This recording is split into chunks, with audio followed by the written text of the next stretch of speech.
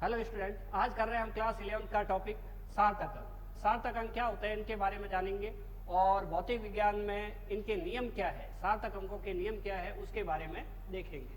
तो भौतिक विज्ञान में कुछ संख्याओं राशियों को प्रदर्शित करने के लिए कुछ संख्याओं का उपयोग किया जाता है। वो संख्या किसी मापन पद्धति से हो सकती है, तो उसमें हमेशा कुछ न कुछ त्रुटि रहने की संभावना रहती है, कुछ न कुछ गलती करने की संभावना रहती है। इस चीज को थोड़ा सा समझने का प्रयास करते हैं, भाई क्या बात है। तो हमने एक स्केल की सहायता से इस सरल रेखा की लंबाई का मापन किया। हमने एक स्केल की सहायता से सरल रेखा की लंबाई का मापन किया और ये लंबाई आई अपने पास 12.7। तो 12.7 ये जो मान आया हमारे पास सेंटीमीटर में, इसमें हमेशा कुछ न कुछ त्रुटि रहने की, गलती रहने की संभावना रहती है। और ये संभावना है जो पीछे नंबर आ रहा है 7 नंबर, उस पर डाउट रहता है। 12 सही रहता है, 7.8 है या 7.6 है, इसके बारे में हमेशा डाउट रहता है। तो ये माना जाता है कि ये सरल रेखा जो है उसका माप कितना हो सकता है, 12.7 से 12.6 से 12.8 के बीच का कोई भी वैल्यू हो सकता है। लेकिन बात यह है कि ये वैल्यू 7 के आसपास रहेगी, 12.7 के आसपास रहेगी। वापस देखते हैं कि इस सरल रेखा की लंबाई कितनी हो सकती है, 12.6 से 12.8 के बीच में। मतलब अगर मान लो और अच्छे गुणवत्ता वाले उपकरणों के से मापन किया जाए तो इसकी लंबाई 12.72 आ सकती है या 12.68 आ सकती है, लेकिन कुछ ना कुछ तो चेंज होगा। एग्जैक्ट 7 हमेशा डाउटफुल है, हमेशा संदिग्ध है, तो इसलिए 7 नंबर जो है वो डाउटफुल है। ठीक है, तो इनको बराबर बराबर सही तरीके से प्रदर्शित करने के लिए किन अंकों का, जितने अंकों का उपयोग किया जाता है उसको हम क्या कहते हैं, सार्थक अंक कहते हैं। पढ़ते हैं, किसी भौतिक राशि का संख्यात्मक मान यदि मापन विधि द्वारा लिया गया है तो इस संख्यात्मक मान में हमेशा कुछ न कुछ त्रुटि रहती है। हमने इसकी सहायता से देखा है। अगर हम किसी उपकरण की सहायता से दूध की मात्रा का मापन कर लेते हैं और हम देखते हैं कि ये 2.5 लीटर है, सही है, तो एग्जैक्ट 2.5 जो है, पीछे का अंक जो 5 आ रहा है उसमें हमेशा त्रुटि रहने की संभावना रहेगी। इसका मान कितना हो सकता है, 2.4 से 2.6 के बीच में रह सकता है ना, थोड़ा कम या फिर थोड़ा ज्यादा। यहाँ पे ये संख्या इसलिए बोल रहे हैं कि हमारे पास जो स्केल होती है उसमें ये सपोज 12 है, तो 1 2 3 4 5 फिर 6 7 8 9 10, यहाँ पे 13 होगा। तो एक संख्या के बाद 0.1 रहेगा, यानी कि 1 मिलीमीटर का डिफरेंस रहता है, तो त्रुटि की संभावना भी 1 मिलीमीटर की रहती है। जो संख्या स्केल के अंदर सबसे छोटा भाग रहता है उसी की त्रुटि की संभावना रहती है। तो यहाँ पे परिभाषा देख सकते हैं हम, यहाँ पे किसी भौतिक राशि को शुद्ध रूप से यानी कि यथार्थता से बिल्कुल सही सही मान प्रदर्शित करने के लिए जिन अंकों का उपयोग किया जाता है उन अंकों को हम क्या कहते हैं, सार्थक अंक। इनके जब नियम पढ़ेंगे तो ये बात हमें और क्लियरली समझ में आएगी। सार्थक अंक के नियम क्या क्या है वो देखते हैं। सार्थक अंकों के नियम क्या क्या है वो देखते हैं। तो नियमों को क्रम से देखते हैं। जितने भी अशून्य अंक होते हैं सार्थक अंक होते हैं। जितने भी अशून्य अंक होते हैं क्या होते हैं, सार्थक अंक होते हैं। यहाँ पे 0 को छोड़ो, उसके अलावा 1 से 9 तक कोई भी नंबर आएगा उसको सार्थक माना जाता है। यहाँ पे हमारे पास ये सार्थक अंक है, ये है और ये है। टोटल मिला के कितने सार्थक अंक है, 4। दूसरी संख्या जो 47 हमें दी हुई है उसमें 2 सार्थक अंक कौन कौन से हैं, एक 4 है और एक 7 है। तो इसमें सार्थक अंकों की संख्या कितनी है, 2।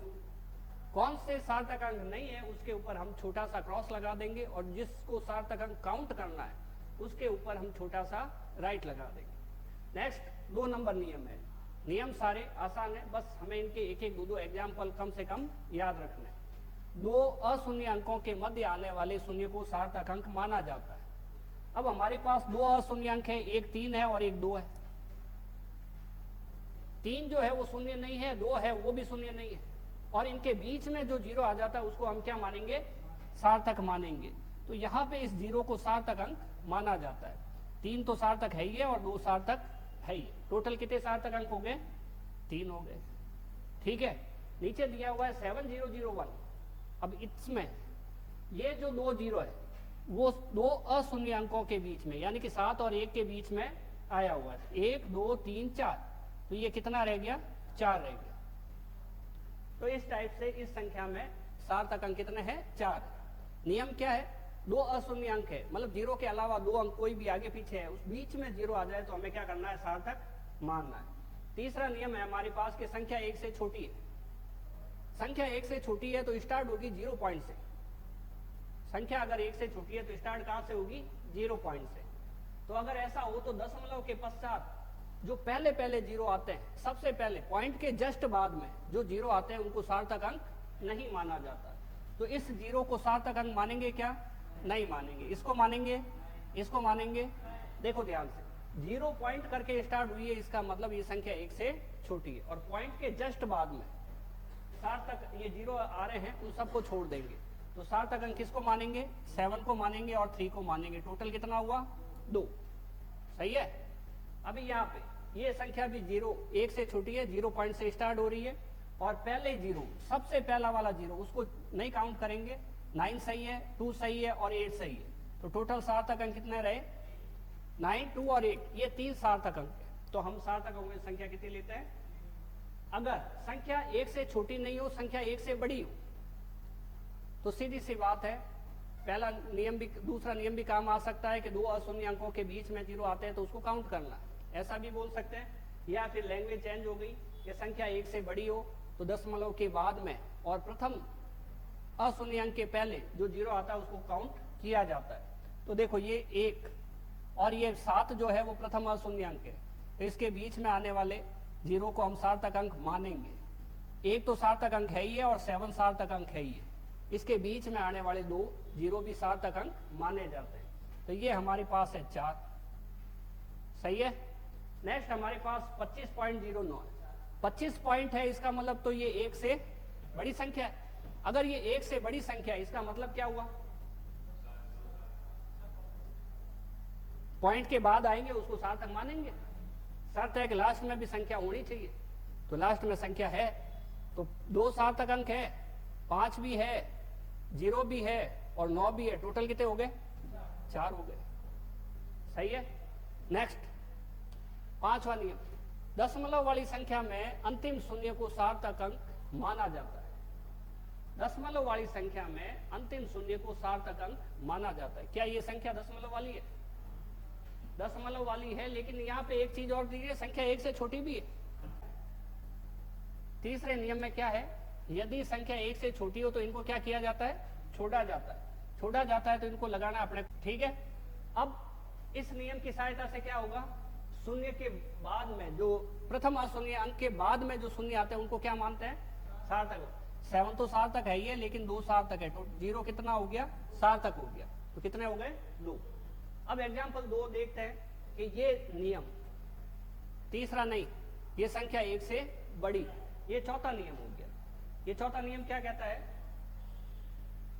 चौथा नियम क्या कहता है, यदि संख्या एक से बड़ी हो तो पॉइंट वाले जीरो को सार्थक अंक माना जाएगा। हम इसको ऐसे भी बोल सकते हैं कि 2 अशून्य अंकों के बीच का सार्थक अंक होता है। तो 1, 2, 3, 4 और 5, ये वाला जो है लास्ट वाला जीरो 5वें नियम से आया है। सही है। बिना दशमलव वाली संख्या में अंतिम शून्य सार्थक अंक नहीं माना जाता, बिना दशमलव वाली। अब ये जो संख्या लिखी हुई है 1000, 2000 या 2500, जीरो पॉइंट नहीं है, पॉइंट नहीं है तो लास्ट वाले जीरो सार्थक अंक नहीं माने जाते। इसको सार्थक मानेंगे 1, 2 और 3 और 0 सार्थक, तो ये रहेगा 1 सार्थक अंक। सही है। नेक्स्ट, इसमें 0 को सार्थक नहीं मानेंगे, 2 को सार्थक मानेंगे, संख्या एक ही है, हमें 2 नहीं लिखना है, संख्या 1 लिखनी है। ठीक है। नेक्स्ट, बिना दशमलव वाली संख्या को मापन विधि से अगर प्राप्त किया गया है, यानी कि हमने तोल के निकाला है, नाप के निकाला है, किसी भी मापन यंत्र का उपयोग किया है या मापन विधि का उपयोग किया है, तो फिर बाद वाले जीरो भी सार्थक माने जाते हैं। मापन का उपयोग किया है तो कोई न कोई मात्रक आएगा, मात्रक आएगा तो वो मात्रक लगा हुआ है, तो इसमें सार्थक अंक तीनों ही हो जाएंगे। बोलो कितने होंगे, 3, और इसमें हो जाएंगे 3। सही है। 10 की घातों को सार्थक नहीं माना जाता। ये 10 की घात है, 10 की घात 8 है, 10 की घात 19 है, इसको छोड़ो। इसमें कितने सार्थक अंक, 1, और इसमें कितने सार्थक अंक, 2। कौन कौन से, 1 और 6। पॉइंट का कोई मतलब नहीं। ठीक है। हमें सार्थक अंकों की संख्या लिखनी है। आगे है 9 नंबर, दशमलव का स्थान परिवर्तन करने से सार्थक अंकों की संख्या पे कोई फर्क नहीं पड़ता। देखते हैं कैसे, कि हमारे पास है 3 5 2 9, ठीक है, 3 5 2 9 और 3 5 2 9 और 3 5 2 9। हमने पॉइंट यहाँ लगाया, चाहे पॉइंट यहाँ लगाया, चाहे पॉइंट यहाँ लगाया, चाहे पॉइंट यहाँ लगा दिया, ठीक है, इसको 0 पॉइंट लिख दें। तो इसमें सार्थक अंक कितने कितने होंगे? इसमें सार्थक अंक बोलो 4 है, इसमें सार्थक अंक बोलो 4 है, इसमें भी 4 है और इसमें भी। दशमलव के स्थान परिवर्तन से जगह बदल दिया जाए तो सार्थक अंकों की संख्या पे कोई भी प्रभाव नहीं पड़ता।